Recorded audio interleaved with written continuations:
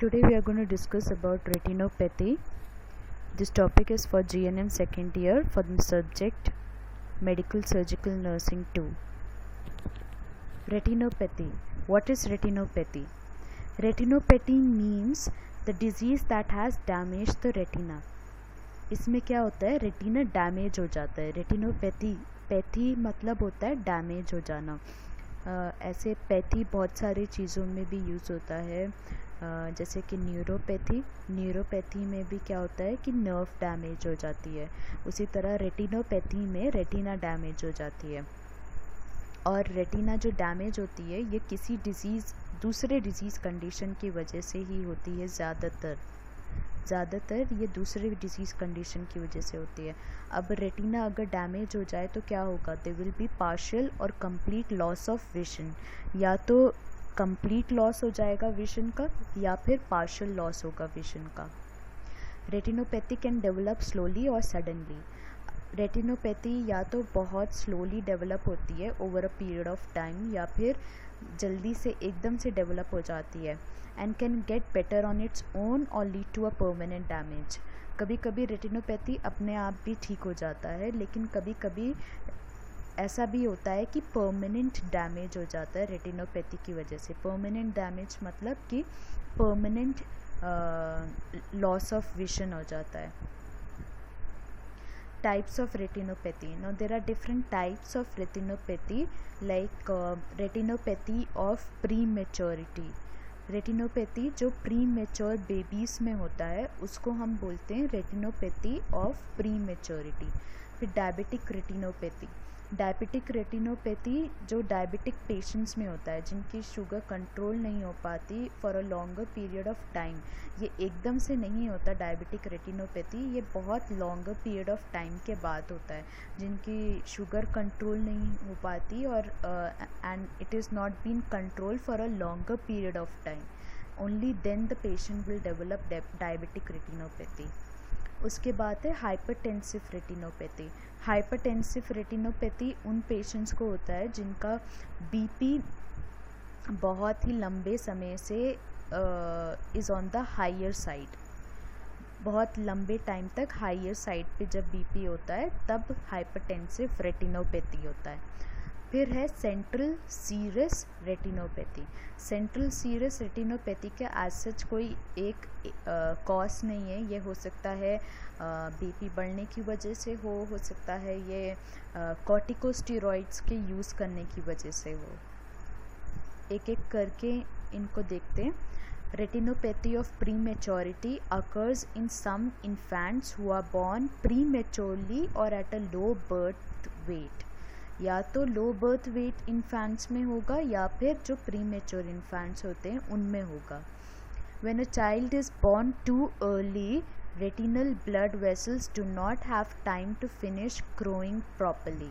और अगर बच्चा बहुत जल्दी जब पैदा हो जाता है, मतलब प्रीमेच्योर जब पैदा हो जाता है, तो जो ब्लड वेसल्स होते हैं आँखों के, उनको सही से टाइम नहीं मिल पाता डेवलप होने का.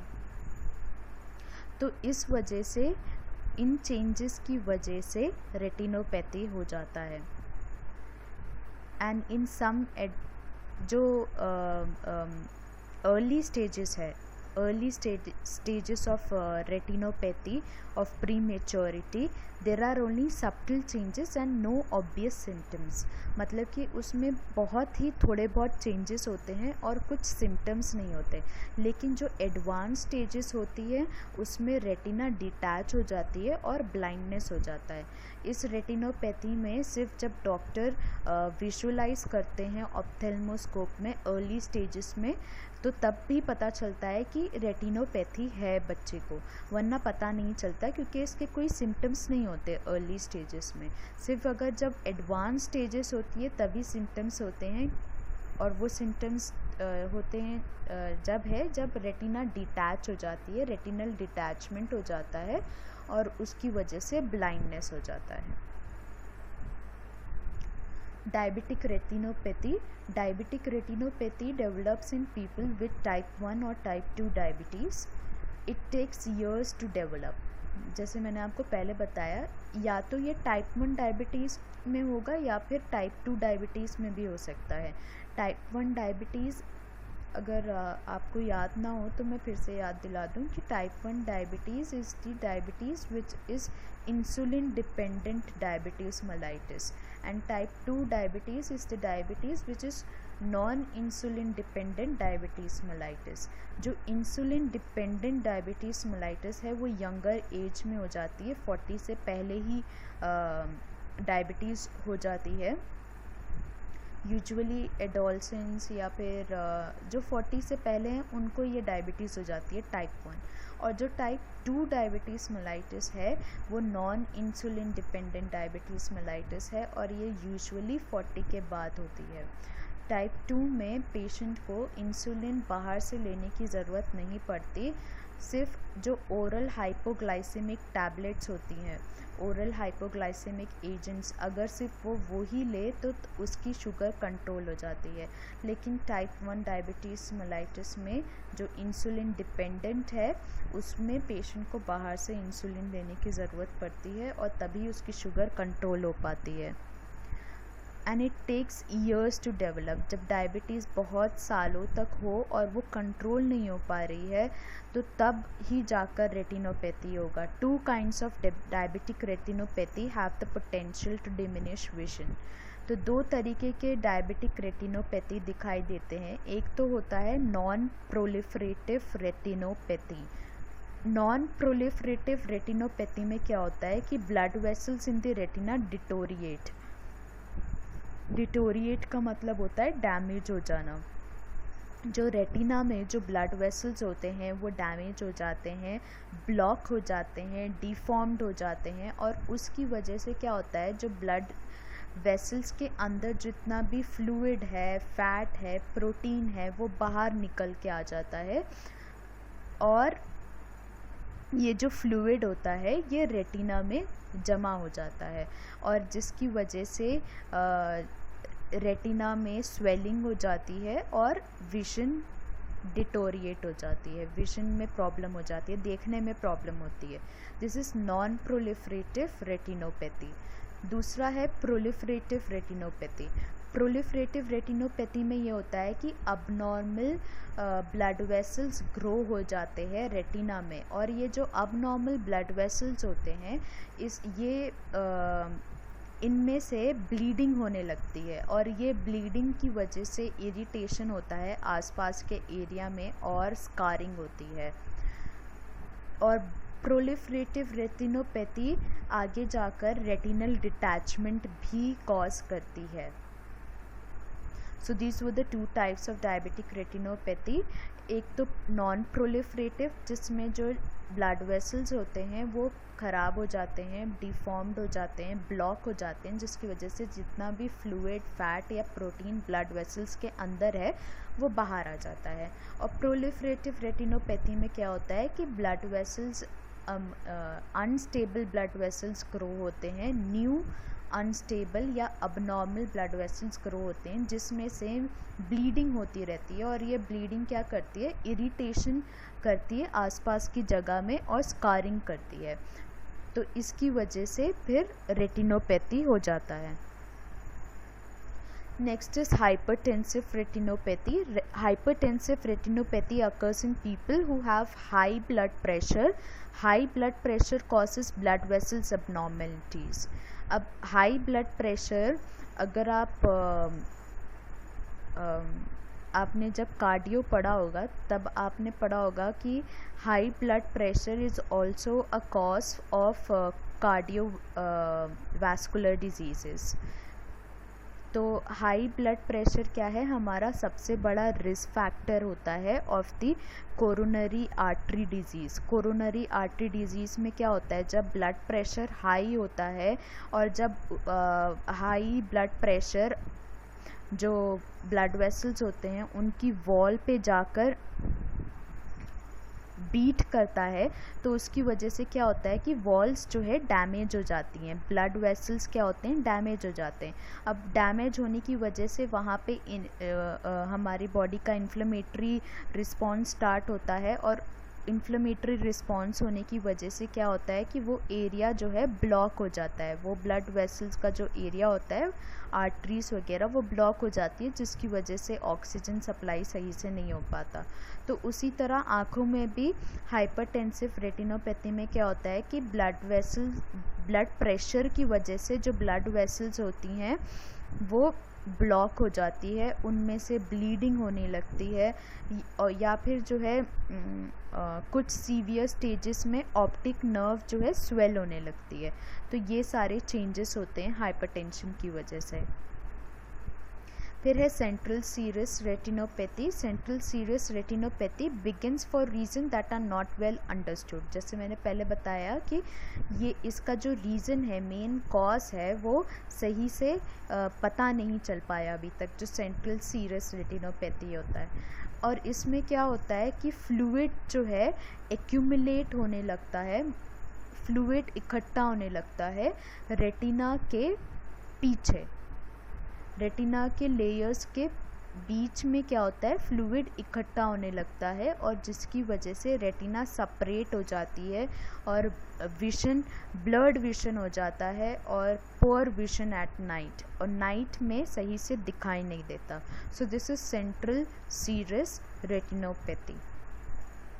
साइन एंड सिम्टम्स क्या होते हैं रेटिनोपैथी के? They will be blurred vision, सही से दिखाई नहीं देगा, ब्लर्ड दिखाई देगा, sudden loss of vision in one or both the eyes, एकदम से विजन लॉस हो जाएगा आइदर एक आँख में और दोनों आँख में। ब्लैक स्पॉट्स, ब्लैक स्पॉट्स मतलब एकदम से काला काला नज़र आएगा, ब्लैक स्पॉट हो जाएगा। देन फ्लैशिंग लाइट्स फ्लैश करना। देन डिफ़िकल्टी रीडिंग और सीइंग डिटेल्ड वर्क, जब भी कभी पेशेंट रीड करने जाएगा या कोई भी डिटेल काम करने जाएगा तो उसको डिफ़िकल्टी होगी। डायग्नोस्टिक इन्वेस्टिगेशन में क्योंकि हमें रेटिना को विजुलाइज करना है तो हम ऑप्थेल्मोस्कोप से विजुलाइज कर सकते हैं। तो physician examines the eye with an ophthalmoscope. He or she looks for a pale or white areas of the retina. अब रेटिना कैसे दिखेगी ऑप्थेल्मोस्कोप में? जब फिजिशियन देखेगा रेटिना में वाइट एरियाज़ होंगे या फिर पेल एरियाज़ होंगे। पेल मतलब कि येलोइश एरियाज़ होंगे या फिर वाइट एरियाज़ होंगे रेटिना में। These areas are pale because they are not getting enough blood supply. और ये एरिया पेल इसलिए हो जाएंगे या वाइट इसलिए हो जाएंगे क्योंकि इसमें जो ब्लड सप्लाई है वो सही से नहीं हो पा रही है।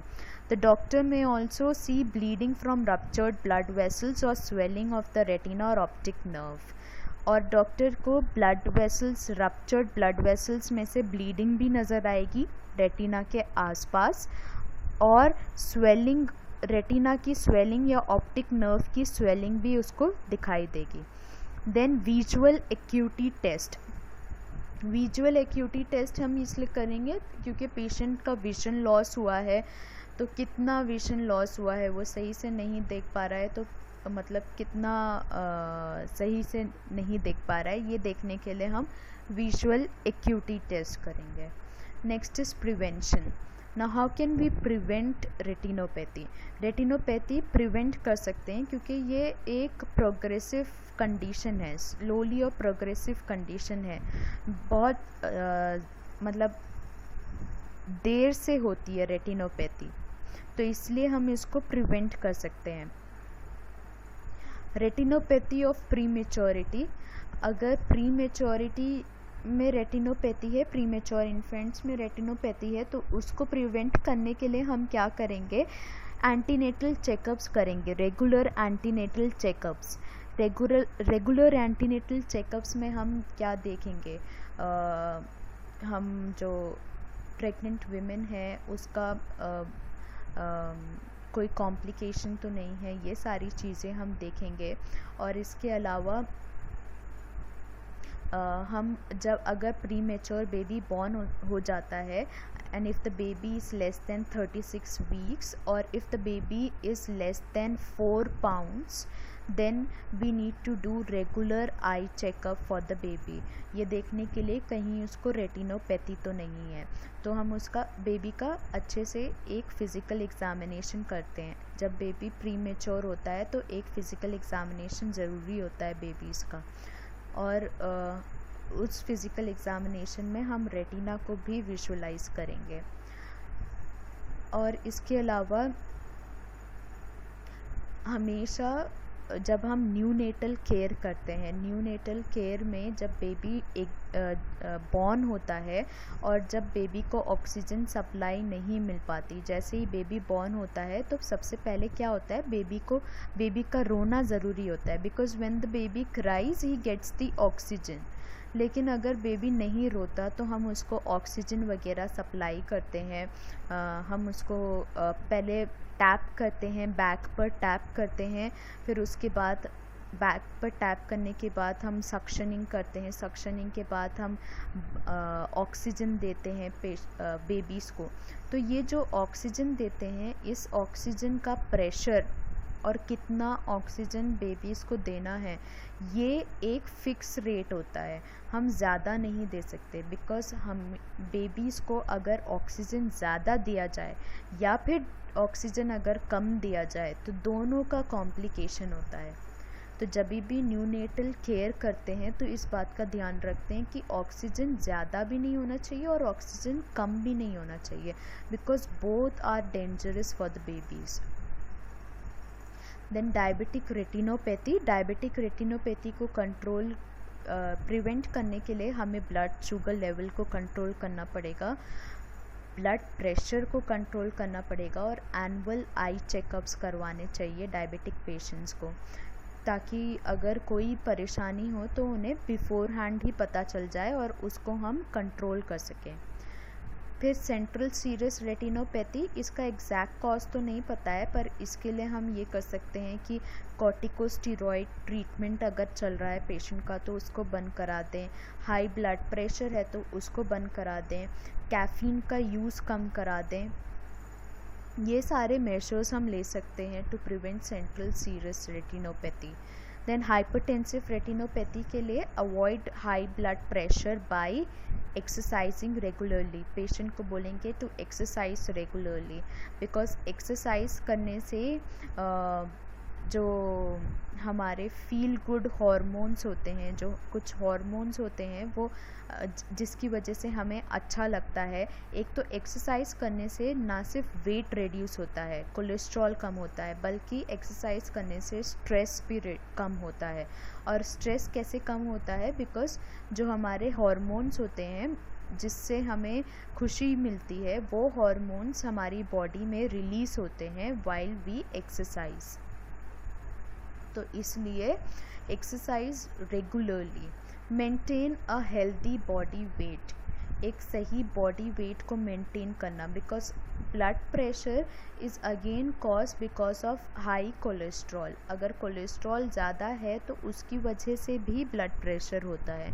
तो एक हेल्दी बॉडी वेट को मेंटेन करना, eating a healthy diet, to have a healthy diet, ज़्यादा ऑयली फूड ना कंज्यूम कर रहे, ज़्यादा सॉल्ट इनटेक ना ले, गेटिंग रेगुलर चेकअप्स, सही से हर थोड़े दिनों में रेगुलरली चेकअप करें, बीपी चेक करवाए अपना, आई चेकअप करें annually, and take blood pressure medications as directed. और जैसे ब्लड प्रेशर मेडिकेशंस है वो रेगुलरली लेना पड़ता है हाइपरटेंसिव पेशेंट को, अगर वो बीच में छोड़ दे तो उनका ब्लड प्रेशर शूट अप कर लेगा। So this shouldn't be done. Next is the treatment. No treatment is recommended for retinopathy of prematurity in the early stage. Early और milder stages में हम कोई ट्रीटमेंट नहीं देते, बल्कि हम इसके जो एडवांस स्टेजेस है उसको प्रिवेंट करने की कोशिश करते हैं, लेकिन हम ऐसे सच कोई ट्रीटमेंट नहीं देते। और एडवांस स्टेजेस को कैसे प्रिवेंट कर सकते हैं, हम रेगुलर एग्ज़ामिन करते हैं हाई रिस्क इन्फेंट्स को, हर थोड़े दिनों में एग्ज़ामिन करते हैं, और अगर एडवांस स्टेज में डिजीज़ पहुंच गई है तो हम एक सब्सटेंस होता है जिसे हम बोलते हैं vascular endothelial growth factor inhibitors. ये हम इंजेक्ट करते हैं आई में, और इसकी वजह से जो न्यू ब्लड वेसल्स है, जो अबनॉर्मल न्यू ब्लड वेसल्स है, वो ग्रो नहीं होते आईज़ में। और इसके अलावा हम लेज़र ट्रीटमेंट कर सकते हैं। लेज़र ट्रीटमेंट में भी हम लेज़र ट्रीटमेंट भी करते हैं, और हम अगर रेटिना डिटैच हो गई है तो उसको रीअटैच करने के जो प्रोसीजर्स मैंने आपको रेटिनल डिटैचमेंट में बताए थे, वो प्रोसीजर्स करते हैं। और क्रायोथेरेपी करते हैं। क्रायोथेरेपी में जो अबनॉर्मल ब्लड वेसल्स है उसको डिस्ट्रॉय करते हैं with the use of cold. Cryotherapy का मतलब होता है कोल्ड थेरेपी। कोल्ड थेरेपी में ठंडी चीज़ से जो अबनॉर्मल ब्लड वेसल्स होते हैं उसको हम डिस्ट्रॉय करने की कोशिश करते हैं, that is cryotherapy. Diabetic retinopathy, again diabetic retinopathy में अगर माइल्ड या मॉडरेट स्टेज है तो हम कोई ट्रीटमेंट नहीं देते, लेकिन अगर एडवांस स्टेज है तो हम लेज़र थेरेपी देते हैं। लेज़र थेरेपी में क्या करते हैं कि हम स्कार्स क्रिएट करते हैं उन ब्लड वेसल्स में, जो अबनॉर्मल ब्लड वेसल्स है उन ब्लड वेसल्स में हम स्कार्स क्रिएट करते हैं लेज़र की हेल्प से, ताकि वो ब्लड वेसल्स जो है उनका ग्रोथ जो है स्लो हो जाए। और या फिर हम इंजेक्शन दे सकते हैं VEGF का। VEGF is vascular endothelial growth factor inhibitors. ये इंजेक्शन हम आई में देते हैं ताकि ये जो ब्लड वेसल्स है, अबनॉर्मल ब्लड वेसल्स, इनका ग्रोथ रुक जाए। और रिमूविंग ऑल और part of the vitreous. Vitrectomy हम तब करते हैं जब रेटिनल डिटैचमेंट हो जाता है, तो तब हम विट्रेक्टमी करते हैं, जिसमें हम विट्रेस ह्यूमर को रिमूव कर देते हैं आई से। Surgical reattachment of the retina. Surgical reattachment of the retina तभी करते हैं जब रेटिनल डिटैचमेंट हो जाता है, और इसमें हम मैंने पहले भी बताया था, स्क्लेरल बकल का इस्तेमाल करते हैं to attach the retina to its layers. Injection of corticosteroid into the eye.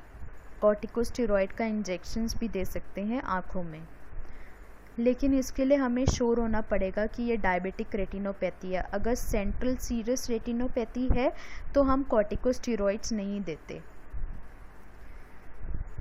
For all diabetic retinopathy, blood sugar and blood pressure must be controlled to keep the eye disease from getting worse. तो blood pressure, blood sugar, ये सब चीज़ें control में करना है diabetic retinopathy के लिए,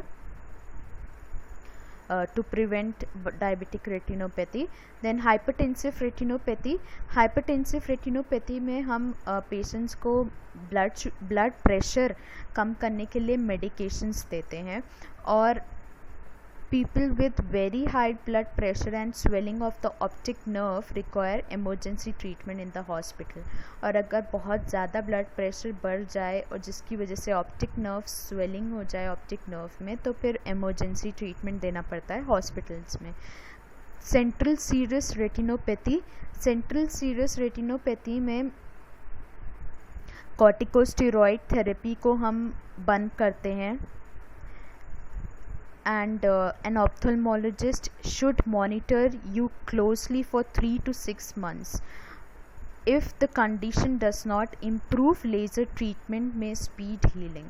और अगर कॉर्टिकोस्टेरॉइड थेरेपी बंद करने के बाद भी कंडीशन इम्प्रूव नहीं होती है तो हम पेशेंट को लेज़र थेरेपी देते हैं, लेज़र ट्रीटमेंट देते हैं सेंट्रल सीरियस रेटिनोपैथी में।